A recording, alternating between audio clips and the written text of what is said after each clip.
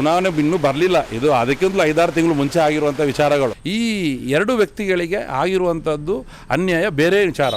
ಅದು ನಮಗೆ ಸಂಬಂಧ ಇಲ್ಲದ ವಿಚಾರ. ಅದು ಮನೆಯಲ್ಲೇ ಪರಿಚಯ ಆಗಿದ್ದು, ಅದು ಫೋಟೋನ ಅದನ್ನು ವೈರಲ್ ಮಾಡಿದ್ದಾರೆ ಇವರು. ನಿಮಗೆ ಯಾರೋ ಮೋಸ ಮಾಡ್ತಾ ಇದ್ದಾರೆ, ಅವ್ರಿಗೆ ಗೊತ್ತಾಯ್ತು ರಾಜಶೇಖರ್ ಅವ್ರದ್ದು ಇದರಲ್ಲಿ ಪಾತ್ರ ಎಲ್ಲ, ರಾಜಶೇಖರ್ ಹೆಸರು ಹೇಳ್ಕೊಂಡು ಇವರು ಮಾಡ್ಕೊಂಡಿದ್ದಾರೆ ಅನ್ನೋದು ಅವ್ರಿಗೆ ಸ್ಪಷ್ಟತೆ ಆಯಿತು. ಕಂಪ್ಲೇಂಟ್ ಕೊಟ್ಬಿಡೋಣ ಇವ್ರ ಮೇಲೆ ಅಂತ ಒಂದು ಡ್ರಾಫ್ಟ್ ಮಾಡ್ತಾರೆ. ಯಾರಿಗೆ? ಸಿದ್ದರಾಮಯ್ಯ ಅವರಿಗೆ ಮತ್ತೆ ಹೋಮ್ ಮಿನಿಸ್ಟರ್ಗೆ, ಚಂದ್ರಶೇಖರ್ ಅವರಿಗೆ, ಇವರಿಗೆ ಸ್ಪಷ್ಟೀಕರಣ ಆಯ್ತಲ್ಲ. ಏನು ಇವರ ಈಗ ಮಾಧ್ಯಮದಲ್ಲಿ ಬಿಟ್ಟಿದಾರಲ್ಲ, ಅದೆಲ್ಲ ಪಾಪ ಅವ್ರಿಗೂ ಬೋಗಸೆ ಕೊಟ್ಟಿದ್ದಾರೆ. ಆ ಕಾಪಿ ಏನಾಗಿದೆ, ಲೀಕ್ ಆಗಿರೋದು. ನನ್ನ ಅಕೌಂಟಲ್ಲಿ ದುಡ್ಡು ಬಂದಿರೋದು ಯಾವುದೂ ಇಲ್ಲ, ಅದು ಆ ಡೇಟ್ಗೆ ಯಾವುದೂ ಇಲ್ಲ. ಬಟ್ ಈ ಮಾಧ್ಯಮದಲ್ಲಿ ಯಾರು ಈಗ ನಮ್ಮಲ್ಲಿ ಕೆಲವು ಸೋಕಾಳ್ ಮಾಧ್ಯಮಗಳಿದ್ದಾರೆ, ಕೆಲವು ಮಾಧ್ಯಮಗಳು ಇಲ್ಲಿರುವಂಥದ್ದು, ಅವರು ರಾಜಕೀಯ ಉದ್ದೇಶಕ್ಕೋಸ್ಕರ ಏನು ಮಾಡ್ತಾರೆ. ತುಂಬ ಈ ಥರದ ದಾಖಲೆಗಳು ತುಂಬ ಇದೆ ನನ್ನ ಹತ್ರನು. ಆಯಿತಾ, ನಾನು ಏನಾದರೂ ದಾಖಲೆ ಬಿಡಕ್ಕೆ ಹೋದ್ರೆ ಯಾರು ಈ ಟಾರ್ಗೆಟ್ ಮಾಡ್ತಾರೆ, ಇವರೆಲ್ಲ ಇನ್ನೂ ಮುಖ ತೋರ್ಸೋಕ್ಕಾಗೋದಿಲ್ಲ. ಅಷ್ಟು ದಾಖಲಾತಿ ನನ್ನ ಹತ್ರನೂ ಇದೆ. ನನ್ನ ಇದು ಪೇಪರಲ್ಲಿ ಹಾಕಿದ್ದಾರೆ. ಅವ್ರ ಮೇಲೆ ಕಠಿಣ ಕ್ರಮ ತಗೊಳ್ಳೋದಕ್ಕೆ ನಾನು ಏನು ಕಾನೂನು ಹೋರಾಟ ನಾನು ಮಾಡ್ತೀನಿ. ಮತ್ತೆ ಈಗ ಕೇಸು ದಾಖಲಾತಿ ಮಾಡಿದ್ದೀನಿ. ಪುತ್ತೂರಲ್ಲಿ MP ರಾಜಶೇಖರ್ ಅಂತ ಹೇಳಿ ಇವ್ರ ಮೇಲೆ ಅಲಿಗೇಷನ್ ಮಾಡ್ತಿದ್ದಾರೆ ಅಂತ. ಅವ್ರ ಮೇಲೆ ಏನಾದರೂ ಮಾತಾಡಬೇಕಂತ ಒಂದು ಅಧಿಕಾರ ಇದ್ರೆ ಅದು ಶಿವಮೂರ್ತಿ ಅವ್ರಿಗೆ ಮತ್ತೆ ನಮಗೆ. ಶಿವಮೂರ್ತಿ ಅವರಾಗಲಿ ನಾವಾಗಲಿ ಕಂಪ್ಲೇಂಟ್ ಕೊಟ್ಟಿಲ್ಲ. ಕೋಟ್ಯಾಂತರ ರೂಪಾಯಿ ದುಡ್ಡು ತಗೊಂಡಿರ್ತಕ್ಕಂಥ ವ್ಯಕ್ತಿ ಇದ್ದಾರೆ. ಅವ್ರನ್ನ ಬಿಟ್ಟು ಇವ್ರನ್ನ ಯಾಕೆ ಇದು ಮಾಡ್ತಿದ್ದೀರಾ? ಬಿಜೆಪಿ ಟಿಕೆಟ್ ಕೊಡಿಸುವುದಾಗಿ ವಂಚನೆ ಮಾಡಿದಂತಹ ಪ್ರಕರಣಕ್ಕೆ ಸಂಬಂಧಪಟ್ಟ ಹಾಗೆ ಚೈತ್ರ ಕುಂದಾಪುರ ಮತ್ತು ಅವರ ಸಹಚರರು ಈಗಾಗಲೇ ನ್ಯಾಯಾಂಗ ಬಂಧನದಲ್ಲಿದ್ದಾರೆ. ಅದರ ಮಧ್ಯೆ ಇನ್ನೊಂದು ಸುದ್ದಿ ಬಹಳಷ್ಟು ಸಂಚಲನವನ್ನು ಮೂಡಿಸಿತ್ತು. ಪುತ್ತೂರು ಮೂಲದ ವ್ಯಕ್ತಿಯೋರ್ವರು ಉತ್ತರ ಕರ್ನಾಟಕದ ಹಗರಿಬೊಮ್ಮನಹಳ್ಳಿ ಕ್ಷೇತ್ರದ ಓರ್ವ ವ್ಯಕ್ತಿಗೆ ಟಿಕೆಟ್ ಕೊಡಿಸುವುದಾಗಿ, ಬಿಜೆಪಿ ಟಿಕೆಟ್ ಕೊಡಿಸುವುದಾಗಿ ನಂಬಿಸಿ ವಂಚನೆಯನ್ನು ಮಾಡಿದ್ದಾರೆ, ಕೋಟ್ಯಾಂತರ ರೂಪಾಯಿಯನ್ನು ಪಡೆದುಕೊಂಡಿದ್ದಾರೆ ಎನ್ನುವಂತಹ ಒಂದು ಆರೋಪಗಳು ಕೇಳಿ ಬಂದಿತ್ತು. ಸಾಮಾಜಿಕ ಜಾಲತಾಣಗಳಲ್ಲಿ ಈ ಬಗ್ಗೆ ಸಾಕಷ್ಟು ಪೋಸ್ಟ್ಗಳು ಕೂಡ ಹರಿದಾಡಿದ್ವು. ಸೊ ಈ ಒಂದು ಪ್ರಕರಣಕ್ಕೆ ಸಂಬಂಧಪಟ್ಟ ಹಾಗೆ ಅಂದರೆ ಪುತ್ತೂರಿನ ಪುತ್ತಿಲ ಪರಿವಾರದಲ್ಲಿ ಗುರುತಿಸಿಕೊಂಡಿರುವಂತಹ, ಜೊತೆಗೆ ಬೆಂಗಳೂರಿನಲ್ಲಿ ಉದ್ಯಮಿಯಾಗಿರುವಂತಹ ಶೇಖರ್ NP ಅವರ ಹೆಸರು ಒಂದು ಕೇಳಿ ಬಂದಿತ್ತು. ಒಂದು ವಂಚನೆಯಲ್ಲಿ ಅವರು ಭಾಗಿಯಾಗಿದ್ದಾರೆ ಎನ್ನುವಂಥ ಒಂದು ಆರೋಪಗಳಿಗೆ ಸಂಬಂಧಪಟ್ಟ ಹಾಗೆ ಪೋಸ್ಟ್ಗಳು ಹರಿದಾಡಿರುವಂಥದ್ದು. ಸೊ ಈಗ ಈ ಒಂದು ಆರೋಪ ಸುಳ್ಳು ಅನ್ನುವಂತಹ ಒಂದು ಮಾಹಿತಿಯನ್ನು ಶೇಖರ್ NP ಅವರು ಕೊಟ್ಟಿದ್ದಾರೆ.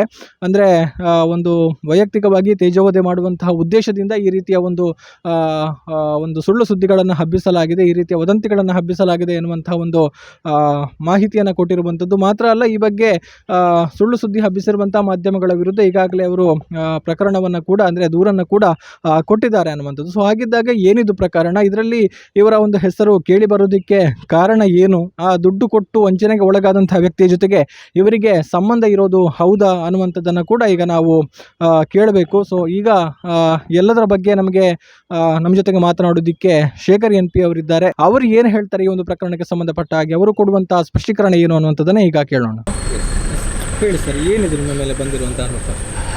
ನಾನು ಈಗ ಇತ್ತೀಚೆಗೆ ಒಂದು ವಾರದಿಂದ, ಒಂದು 4-5 ದಿನದಿಂದ ಇದು ಸೋಷಿಯಲ್ ಮೀಡಿಯಾದಲ್ಲಿ ವೈರಲ್ ಆಗ್ತಾಯಿತ್ತು ನನ್ನ ಬಗ್ಗೆ.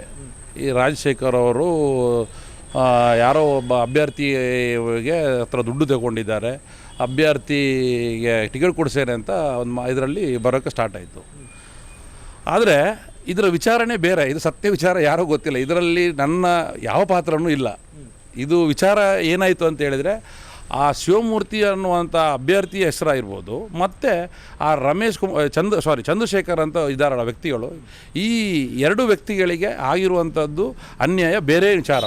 ಅದು ನಮಗೆ ಸಂಬಂಧ ಇಲ್ಲದ ವಿಚಾರ. ಅದು ಬೇರೆಯವರಿಂದ ಆಗಿರುವಂಥ ಒಂದು ಅನ್ಯಾಯ. ಇಲ್ಲಿ ನನ್ನ ಹೆಸರು ಯಾಕೆ ಪ್ರಸ್ತಾಪ ಆಯಿತು ಅಂತ ವಿಚಾರ ಅಂತ ಹೇಳಿದರೆ, ಈ ಚಂದ್ರಶೇಖರ್ ಮತ್ತು ಶಿವಮೂರ್ತಿ ಅನ್ನೋರು ನನಗೆ ಪರಿಚಯ ಇಲ್ಲ ಅಂತಲ್ಲ, ಅವರು ಪರಿಚಯ ಹೇಗೆ ಆಗ್ತಾರೆ ಅಂತ ಹೇಳಿದ್ರೆ, ನಾನು ಕಾಂಟ್ರಾಕ್ಟರ್ ಆಗಿರೋದ್ರಿಂದ ಅಲ್ಲಿ ನಾನು ಆ ಕಡೆ ಭಾಳಷ್ಟು ಭಾಗ ಸುತ್ತಾಡೋದ್ರಿಂದ ಅವರು ಪರಿಚಯ ಆದರು.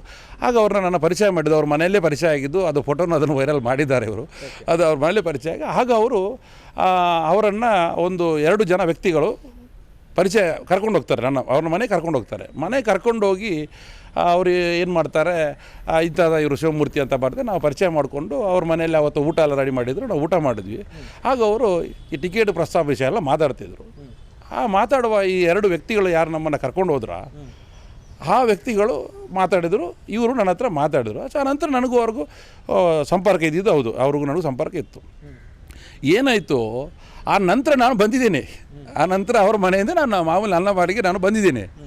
ಆ ನಂತರ ಏನಾಗಿದೆ, ಯಾರು ಕರ್ಕೊಂಡು ಹೋಗಿದ್ದಾರೆ ವ್ಯಕ್ತಿಗಳು ಇಬ್ಬರು, ಈ ವ್ಯಕ್ತಿಗಳು ಅವ್ರ ಹತ್ರ ನಿರಂತರ ಸಂಪರ್ಕದಲ್ಲಿರ್ತಾರೆ. ಮತ್ತು ಅವರಲ್ಲಿ ಏನು ಟಿಕೆಟ್ ಇವತ್ತು ಕೊಡ್ತೇನೆ ಅಂತ ಹೇಳ್ತಾರೆ, ಪ್ರಸ್ತಾಪ ಮಾಡ್ತಾನೆ ಇರ್ತಾರೆ. ಅವರಿಗೆ ನಡೀತಾನೆ ಇರುತ್ತೆ. ಮತ್ತು ನನಗೆ ಅವರು ಆ ವಿಚಾರನ ಹೇಳೋದಿಲ್ಲ, ಶಿವಮೂರ್ತಿ ಅವರು. ಆಯಿತಾ, ಅವ್ರಿಗೆ ಯಾವ ವಿಚಾರನೂ ಹೇಳೋದಿಲ್ಲ, ನನ್ನ ಹತ್ರ ಹೇಳೋದಿಲ್ಲ ಅವರು.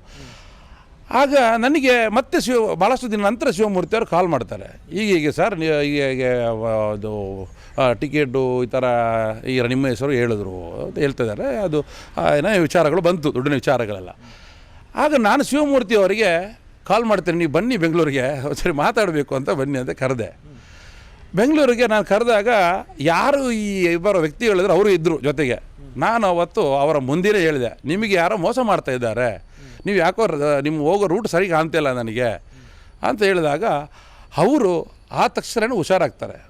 ಹುಷಾರಾಗಿ ತೀವ್ರವಾಗಿ ಎನ್ಕ್ವೈರಿ ಮಾಡ್ತಾರೆ, ಇವ್ರು ಯಾರ್ಯಾರು ದುಡ್ಡು ಕಳ್ಕೊಂಡು ಇಲ್ಲಿ ಹೋಗಿದೆ ಅಂತ. ಆವಾಗ ಅವ್ರಿಗೆ ಗೊತ್ತಾಯ್ತು ರಾಜಶೇಖರ್ ಅವ್ರದ್ದು ಇದರಲ್ಲಿ ಪಾತ್ರ ಎಲ್ಲ ರಾಜಶೇಖರ್ ಹೆಸರು ಹೇಳ್ಕೊಂಡು ಇವರು ಮಾಡ್ಕೊಂಡಿದ್ದಾರೆ ಅನ್ನೋದು ಅವ್ರಿಗೆ ಸ್ಪಷ್ಟತೆ ಆಯಿತು.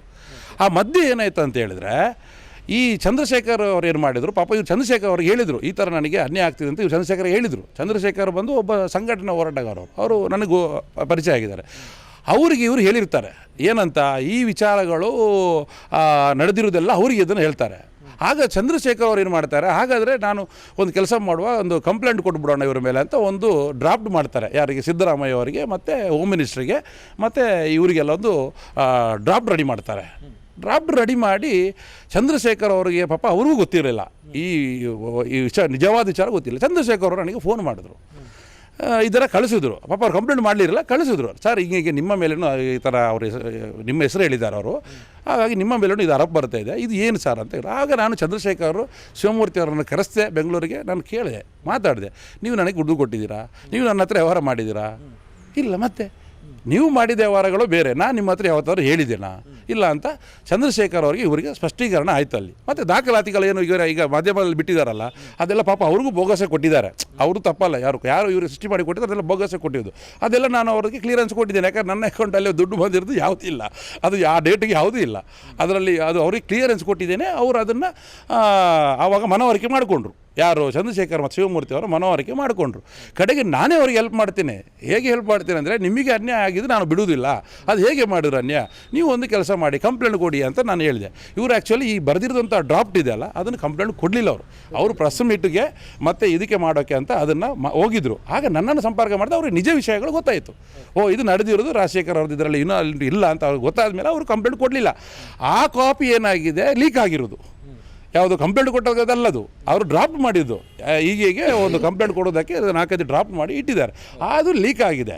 ಅದು ಹೇಗೆ ಲೀಕ್ ಆಯಿತು ಅಂತ ನನಗೂ ಗೊತ್ತಿಲ್ಲ. ಮತ್ತು ಅವರು ಚಂದ್ರಶೇಖರ್ ಕೇಳಿದೆ, ಶಿವಮೂರ್ತಿಗಳೇ ನನಗೂ ಗೊತ್ತಿಲ್ಲ ರಾಜಶೇಖರ್, ನಾವು ಈಗ ನಮಗೂ ಬೇಜಾರಾಗ್ತದೆ ಅವರು ಹೇಳ್ತಾ ಇದ್ದಾರೆ, ನಮ್ಗೆ ಗೊತ್ತಾಯಿಲ್ಲ ಅದು ಹೆಂಗೆ ಲೀಕ್ ಆಯಿತು ಅಂತ ಗೊತ್ತಿಲ್ಲ.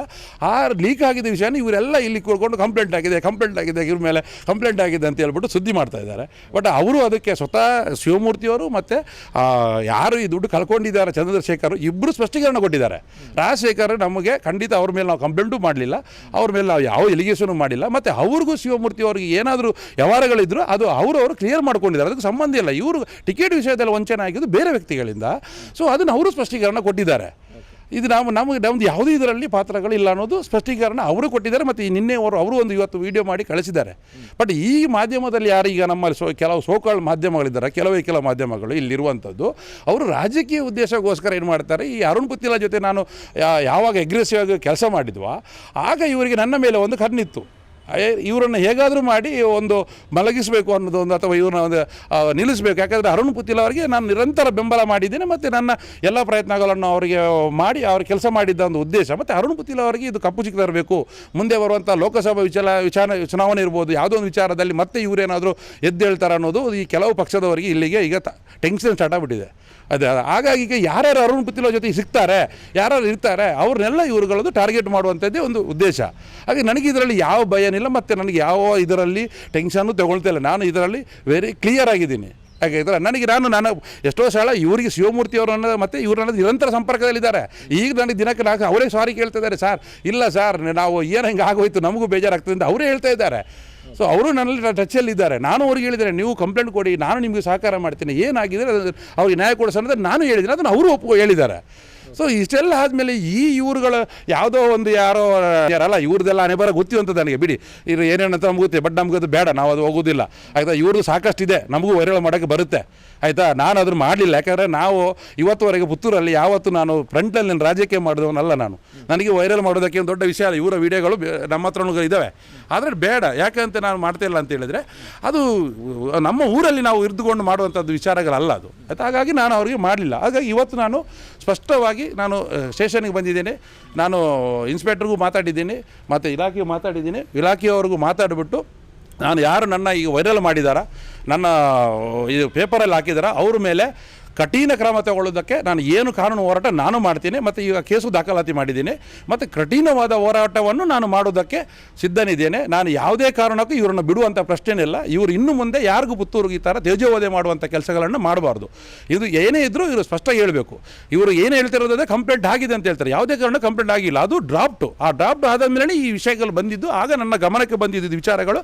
ಆಗ ನಾನೇ ಸ್ವತಃ ಕರೆದುಬಿಟ್ಟು ಅವರಿಗೆ ನ್ಯಾಯ ಕೊಡಿಸ್ತೇನೆ ಅಂತ ಹೇಳಿದವನು ನಾನು. ಅವರಿಗೆ ಅನ್ಯಾಯ ಆಗಿದ್ದನ್ನು ಫಸ್ಟ್ ತಿಳಿಸಿದವನೇ ನಾನು. ಇವರು ನನ್ನ ಮೇಲೇ ಈ ಥರ ಒಂದು ಮತ್ತೆ ಅವರು ಪಾಪ ನಿಜವಾದ ಒಳ್ಳೆ ಮನುಷ್ಯ. ಶಿವಮೂರ್ತಿ ಅವರಾಗಲಿ, ಚಂದ್ರಶೇಖರ್ ಆಗಲಿ, ಅವರು ನನಗೆ ನಿರಂತರ ನನ್ನದ್ರ ಜೊತೆಗಿದ್ದಾರೆ. ಅವರು ಯಾವಾಗ ಹೇಳ್ತಾರೆ, ರಾಜಶೇಖರ್ ನಿಮ್ಮ ಜೊತೆ ಯಾವತ್ತೂ ಇದ್ದೀನಿ ಅಂತ ಹೇಳಿದ್ದಾರೆ. ಮತ್ತು ಅವರು ಏನೇ ವಿಚಾರ ಬಂದರೂ ನಾವು ನಿಮ್ಮ ಯಾರೇ ಮಾತಾಡೋರು ನಾವು ಇದ್ದೇವೆ ಅಂತ ಹೇಳಿ ಪಾಪ ಅವ್ರು ಮಾಡ್ತಾನೆ ಇದ್ದಾರೆ ಅದನ್ನು. ಸೊ ಇದನ್ನು ದೊಡ್ಡ ಎಳ್ಕೊಂಡು ಹೋಗುವಂಥ ಮ್ಯಾಟ್ರೇ ಅಲ್ಲ ಇದು ಅವರು ಕಂಪ್ಲೇಂಟ್ ನಾನೇ ಹೇಳಿದ್ದೀನಿ. ಅವರು ಒಂದು ಇಂಥ ದಿನ ಆದ ಮೇಲೆ ನಾನೇ ಹೇಳಿದ್ದೀನಿ ಕಂಪ್ಲೇಂಟ್ ಕೊಡಿ ಅಂತ ನಾನೇ ಅವರಿಗೆ ಹೇಳಿದ್ದೀನಿ. ಆ ದಿನಕ್ಕೂ ಆದಮೇಲೆ ನೀವು ಅವರೇ ಕಂಪ್ಲೇಂಟ್ ಕೊಡ್ತಾರೆ. ಏನಾದರೂ ಆದರೆ ಅವರು ಕ್ಲಿಯರೆನ್ಸ್ ಮಾಡಲಿಲ್ಲ ಅಂದರೆ, ಯಾರು ಅವ್ರಿಗೆ ಅನ್ಯಾಯ ಮಾಡಿದರು ಇಲ್ಲ ಅಂತ ಹೇಳಿದ್ರೆ ಕಂಪ್ಲೇಂಟ್ ಮಾಡ್ತಾರೆ, ಮಾಡಲಿ.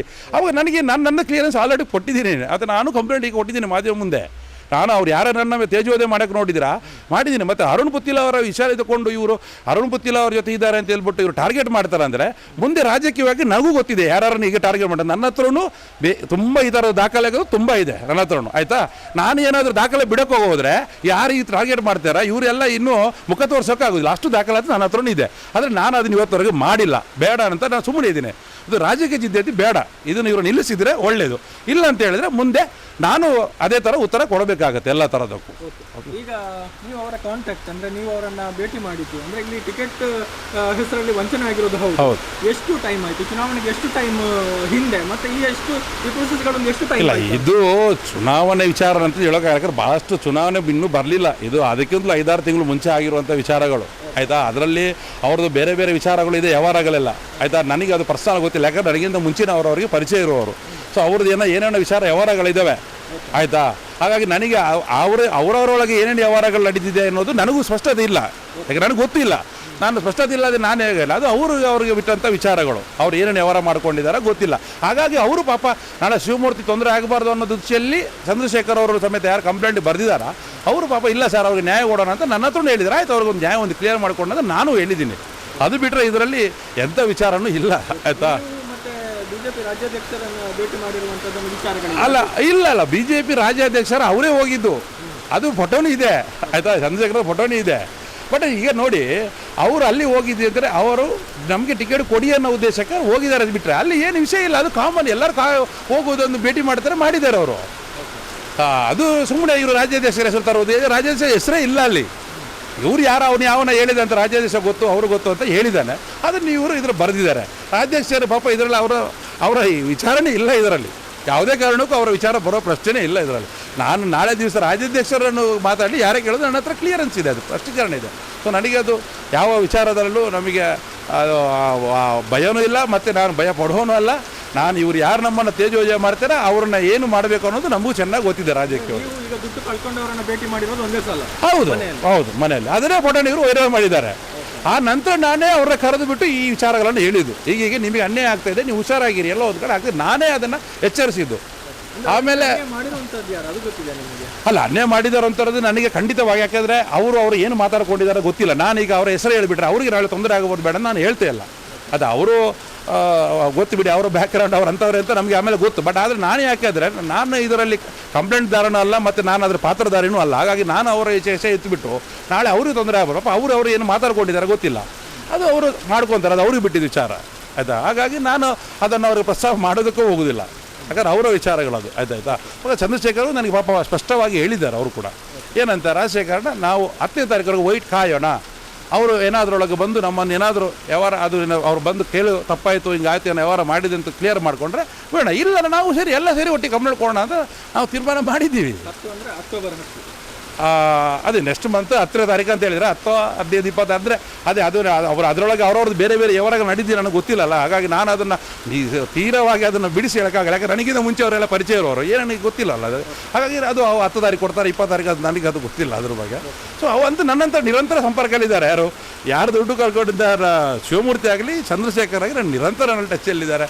ನಾನು ಎಲ್ಲೋ ಅವ್ರಿಗಾಗಲಿ ಯಾರಿಗಾಗಲಿ ನಾವಂತೂ ಅವರಿಗೆ ಸ್ಪಷ್ಟ ಹೇಳಿದ್ದೀನಿ, ನೀವು ಎಲ್ಲಿ ಕರೆದ್ರು ನಾನು ಬರ್ತೀನಿ, ಎಲ್ಲಿ ಬೇಕಾದ್ರೆ ನೀವು ಅದು ಕಂಪ್ಲೇಂಟ್ ನಾನು ಬಂದು ಏನು ನಡೀತಾರೆ ನನ್ನ ವಿಚಾರದಲ್ಲಿ ಏನಿದ್ರೆ ನೀವು ಕ್ಲಿಯರ್ ಮಾಡ್ತೀನಿ ಅಂತ ಹೇಳಿದ್ದೀನಿ. ಆಯಿತಾ? ಇಲ್ಲ ಯಾವುದೇ ಕಾರಣಕ್ಕೂ ಅವ್ರು ಕಂಪ್ಲೇಂಟ್ ಕೊಟ್ಟಿಲ್ಲ. ಇದು ಸುಳ್ಳು ಸುದ್ದಿ. ಕಂಪ್ಲೇಂಟ್ ಕೊಟ್ಟಿದ್ದು ಸುಳ್ಳು, ಸ್ವತಃ ಸುಳ್ಳು. ಯಾಕಂದರೆ ಅವರು ಡ್ರಾಫ್ಟ್ ಮಾಡಿದಷ್ಟೇ. ಆ ಡ್ರಾಫ್ಟನ್ನು ಏನು ಮಾಡಿದೆ ಇವರು ಪ್ರೆಸ್ ಕ್ಲಬ್ಗೆ ಮಾಡಬೇಕಂತ ಹೋದಾಗ ನನ್ನ ಸಂಪರ್ಕ ಮಾಡಿದಾಗ ಅವರಿಗೆ ಸ್ಪಷ್ಟತೆ ಆಯಿತು, ಇದು ವಿಚಾರ ನಡೆದಿರೋದು ಬೇರೆ. ಹಾಗಾಗಿ ಅವರು ಅದನ್ನು ಬೇಡ ಸರ್ ನಮಗೆ ತಪ್ಪಾಯಿತು, ನಮ್ಗೆ ಗೊತ್ತಾಗಲಿಲ್ಲ ಸ್ಪಷ್ಟತೆ ವಿಚಾರ ಅಂತ ಹೇಳಿದ ಮೇಲೆ ಅವ್ರು ನಿಲ್ಲಿಸಿದರು. ಅದನ್ನು ಇವರು ಕಂಪ್ಲೇಂಟ್ ಆಗಿದೆ ಅಂತ ಹೇಳಿದ್ರೆ ನಾನೇ ಕಂಪ್ಲೇಂಟ್ ಆಗಿದ್ರೆ ಎಲ್ಲಿ ನನಗೆ ಬರಬೇಕಲ್ಲ ಮಾಹಿತಿ ಕಂಪ್ಲೇಂಟ್. ಅದಕ್ಕೆ ನಾನೇ ಕೊಟ್ಟಿದ್ದೀನಿ ಕಂಪ್ಲೇಂಟಿಗೆ ಅವ್ರ ಮೇಲೆ, ಮುಗೀತಲ್ಲ, ಅವ್ರ ಮೇಲೆ ನಾನೇ ಕೊಟ್ಟಿದ್ದೀನಿ. ಈಗ ನಾನು ಅವ್ರದ್ದು ಲೀಗಲ್ ಫೈಟ್ ಮಾಡ್ತೀನಿ, ನನಗೆ ಅಷ್ಟೊಂದು ಕೆಪಾಸಿಟಿ ಇದೆ. ನೋಡುವ ಅದರಲ್ಲೇನು ಯಾವ ಮಾಧ್ಯಮನೋ ಒಬ್ಬರ ತೇಜೋವಧೆ ಮಾಡೋದು ತಪ್ಪಲ್ವಾ, ನಾನು ಮಾಡ್ತೀನಿ ಸ್ಪಷ್ಟೀಕರಣ. ನಾನು ಅದನ್ನು ತೋರಿಸ್ತೀನಿ ಕಾನೂನಲ್ಲಿ ಇವ್ರಿಗೆ ಏನು ಕೊಡಬೇಕು ಉತ್ತರ ಕೊಡ್ತೀನಿ ನಾನು. ಈಗ ಪುತ್ತಿಲ ಪರಿವಾರದಿಂದ ಒಂದು ಅಧಿಕೃತವಾದ ಒಂದು ಸ್ಪಷ್ಟನೆ ಕೊಟ್ಟಿದ್ದಾರೆ. ಅಂದರೆ ಯಾವುದೇ ಅವರ ವೈಯಕ್ತಿಕ ವ್ಯವಹಾರಕ್ಕೂ ಪುತ್ತಿಲ ಪರಿವಾರಕ್ಕೂ ಸಂಬಂಧ ಖಂಡಿತ ಅಲ್ವಾ, ಅದು ಸತ್ಯನೇ ಅಲ್ವಾ, ನಿಜನಲ್ಲ. ಅವ್ರು ಕೊಟ್ಟಿದ್ದಲ್ಲ ನನಗೇನು ತಪ್ಪಿಲ್ಲ ಅನಿಸಲಿಲ್ಲ. ಯಾಕಂದರೆ ನಾನೊಬ್ಬ ಬಿಸ್ನೆಸ್ ಮ್ಯಾನ್, ನನ್ನ ವ್ಯವಹಾರಕ್ಕೂ ಪುತ್ತಿಲ ಪರಿವಾರಕ್ಕೂ ಸಂಬಂಧ. ನಾನು ಪುತ್ತಿಲ ಪರಿವಾರದಲ್ಲಿ ಕೆಲಸ ಮಾಡಿರ್ಬೋದು, ಅದು ನನ್ನ ವೈಯಕ್ತಿಕ ಈ ವ್ಯವಹಾರ ವೈಯಕ್ತಿಕ ನನ್ನದು, ಅದಕ್ಕೂ ಸಂಬಂಧ ಇಲ್ಲ. ಅದು ಸ್ಪಷ್ಟನೆ ಕೊಟ್ಟಿದ್ದು ಖಂಡಿತ ಹೌದು. ನಾನು ಅರುಣ್ ಪುತ್ತಿಲ ಅವ್ರಿಗೂ ಇದನ್ನು ಸ್ಪಷ್ಟನೆ ಮಾಡಿದ್ದೀನಿ, ಅವ್ರಿಗೂ ಗೊತ್ತಿದೆ, ಅವರು ಸ್ಪಷ್ಟನೆ ಮಾಡಿದ್ದೀನಿ. ಅವರೇ ಹೇಳಿದರು ನೀವು ಪ್ರೆಸ್ ಮಾಡಿ ಒಂದು ಹೇಳ್ಬಿಡಿ ರಾಜಶೇಖರದ್ದು ಮುಗಿದು ಬಿಡಲಿ ಅತ್ಲಾಗ ಅಂತ ಹೇಳಿದ್ದಾರೆ. ಮತ್ತು ಇವರು ಇದ್ದಾರಲ್ಲ, ಇದನ್ನು ಮಾಡಿದವರು ಇದ್ದಾರಲ್ಲ, ನೀವು ಅವರ ಸ್ಟೋರಿ ಕೇಳಿದ್ರೆ ತುಂಬ ಉಂಟು. ಅದು ನಾನು ಹೇಳಿದರೆ ನಾನೇನಾದರೂ ಸ್ಟಾರ್ಟ್ ಮಾಡಿದರೆ ಇವರು ಪುತ್ರರಲ್ಲಿ ಇರೋದಕ್ಕಾಗೋದಿಲ್ಲ, ಅಷ್ಟು ಇದೆ. ಆಯಿತಾ?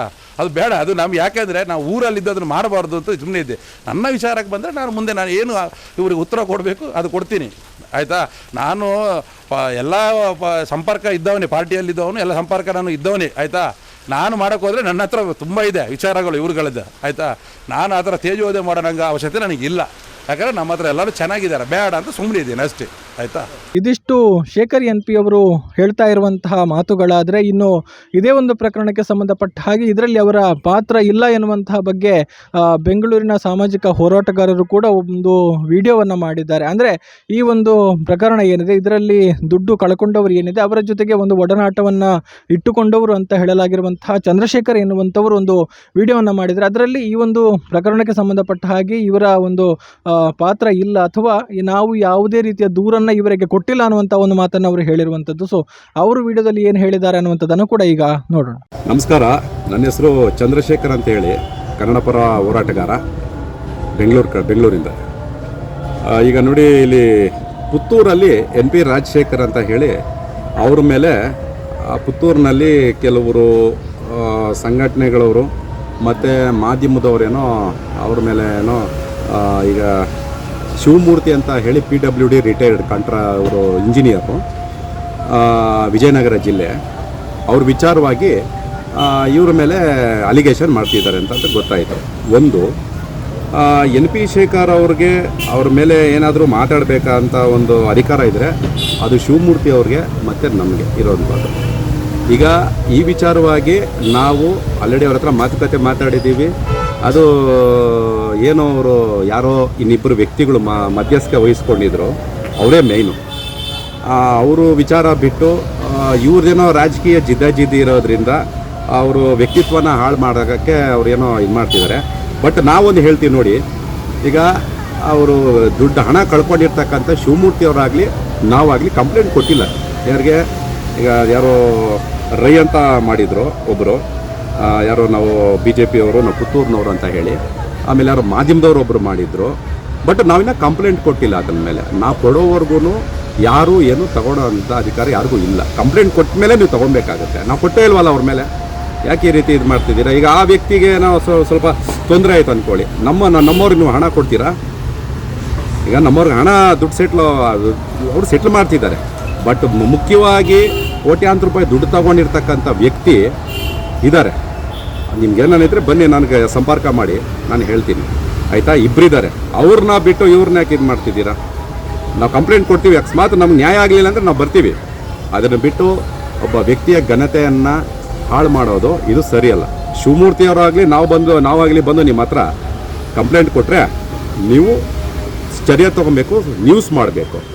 ಯಾರು ಕಂಪ್ಲೇಂಟ್ ಕೊಡ್ತಿದ್ದು ನೀವು ಯಾಕೆ ಒಂದು ವ್ಯಕ್ತಿ ವಿಚಾರನ ಅವ್ರ ವ್ಯಕ್ತಿತ್ವನ ಧಕ್ಕೆ ಆಗೋ ಥರ ನೀವು ಈ ಥರ ನ್ಯೂಸ್ ಮಾಡ್ತಿದ್ದೀರಾ? ಇದು ಸರಿಯಲ್ಲ ಅಂತ ಹೇಳಿ ಈ ಸಂದರ್ಭದಲ್ಲಿ ಹೇಳ್ತಾ ಇದ್ದೀನಿ. ಅದು ತಾವು ಯಾರು ಸುದ್ದಿ ಮಾಡಬಾರ್ದು, ನಾವು ಕಂಪ್ಲೇಂಟ್ ಕೊಡೋವರೆಗೂ ಅಂತ ಹೇಳಿ ನಾವು ತಮ್ಮಲ್ಲಿ ಮನವಿ ಮಾಡ್ಕೊತಾ ಇದ್ದೀವಿ. ಎಸ್, ಇನ್ನು ಈ ಒಂದು ವಿಚಾರ ಬಹಳಷ್ಟು ಚರ್ಚೆ ಆಗ್ತಾ ಇದ್ದ ಹಾಗೆ, ವರದಿಗಳು ಬರ್ತಾ ಇದ್ದ ಹಾಗೆ ಪುತ್ತಿಲ ಪರಿವಾರದಿಂದ ಒಂದು ಅಧಿಕೃತವಾದ ಒಂದು ಪ್ರಕಟಣೆಯನ್ನು, ಸ್ಪಷ್ಟೀಕರಣವನ್ನು ಕೂಡ ಕೊಡಲಾಗಿತ್ತು. ಅಂದರೆ ಓರ್ವ ವ್ಯಕ್ತಿ ಮಾಡುವಂತಹ ಒಂದು ವೈಯಕ್ತಿಕವಾದ ವ್ಯವಹಾರಕ್ಕೂ ಅಥವಾ ಪುತ್ತಿಲ ಪರಿವಾರಕ್ಕೂ ಯಾವುದೇ ರೀತಿಯ ಒಂದು ಸಂಬಂಧ ಇಲ್ಲ ಎನ್ನುವಂಥ ಒಂದು ಹೇಳಿಕೆಯನ್ನು ಪುತ್ತಿಲ ಪರಿವಾರ ಇಲ್ಲಿ ಕೊಟ್ಟಿರುವಂಥದ್ದನ್ನು ಕೂಡ ನಾವು ಗಮನಿಸಬಹುದು. ಈಗಾಗಲೇ ಅಧಿಕೃತವಾಗಿ ಅವರ ಒಂದು ಲೆಟರ್ ಹೆಡ್ ಏನಿದೆ ಅದರಲ್ಲಿ ಒಂದು ಪತ್ರಿಕಾ ಅಥವಾ ಒಂದು ಸ್ಪಷ್ಟೀಕರಣವನ್ನು ಕೂಡ ಅವರು ಲೆಟರ್ ಹೆಡ್ನಲ್ಲಿ ಸ್ಪಷ್ಟೀಕರಣವನ್ನು ಕೊಟ್ಟಿರುವಂಥದ್ದನ್ನು ಕೂಡ ನಾವು ನೋಡಬಹುದು. ಸುದ್ದಿ ಚಾನಲ್, ಕ್ಷಣ ಕ್ಷಣದ ಸುದ್ದಿಗಾಗಿ.